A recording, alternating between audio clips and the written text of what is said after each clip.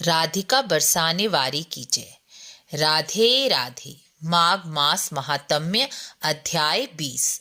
19वें अध्याय में आपने सुना कि कांचन मालिनी अप्सरा ने अपना माघ स्नान का कुछ पुण्य देकर राक्षस का उद्धार कर दिया और उसे देवयोनि प्राप्त हुई।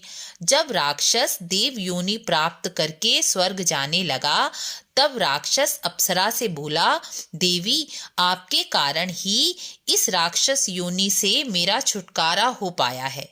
अब आप मुझे ऐसे कर्म बताएं जिसे करके मनुष्य जन्म लेना सफल हो जाए। माघ मास में कौन से धर्म कार्य मनुष्य को करने चाहिए जिससे वह नरकों में ना जाकर इस लोक में भी सुख पाए और परलोक में भी सुख प्राप्त कर सके, ऐसे धर्म का उपदेश दीजिए।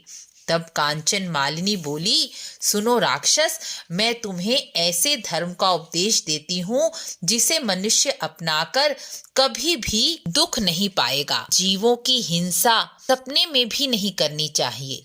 जीव को मारकर उसका भोजन करना महापाप है। जिस जीव को आपने मारकर खाया है वह जीव अगले जन्म में आपको मारकर खाएगा।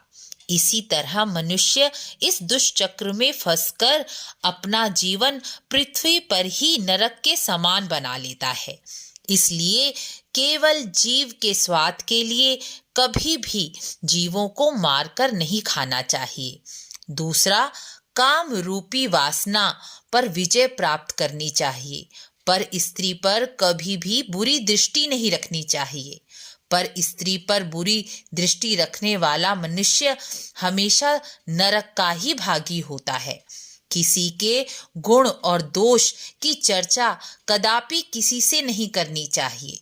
हमेशा सत्य बोलना चाहिए। कभी भी मनुष्य अपनी देह का अभिमान ना करे। स्त्री, पुरुष, पुत्र, पुत्री में अधिक मोह नहीं रखना चाहिए। संतानों के प्रति, पति के प्रति, पत्नी के प्रति मनुष्य को अपना कर्म केवल कर्तव्य भाव से ही करना चाहिए। मोह में बंधकर कोई कर्म नहीं करना चाहिए।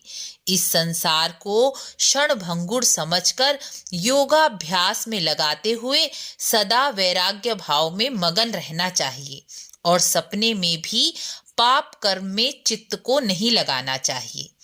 कांचन मालिनी के धर्म उपदेश सुनकर राक्षस बोला, देवी, तुम बहुत परोपकारी हो। जब तक सूर्य चंद्रमा विद्यमान है तब तक तुम भगवती पार्वती के संग इसी प्रकार कैलाश पर निवास करती रहो और भगवान शंकर व पार्वती सदैव तुमसे प्रेम करते रहें।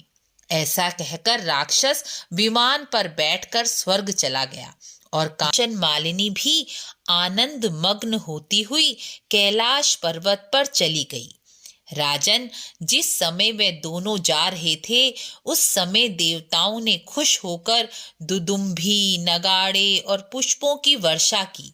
इसलिए हे राजन, जो मनुष्य इस अध्याय को श्रवण करेंगे उनके समस्त पाप ताप नष्ट हो जाएंगे और वह सद्गति को प्राप्त कर सकेंगे और परमात्मा की भक्ति भी प्राप्त कर सकेंगे। इस प्रकार 20वां अध्याय पूर्ण हुआ। वीडियो को लाइक शेयर जरूर करें। राधे राधे।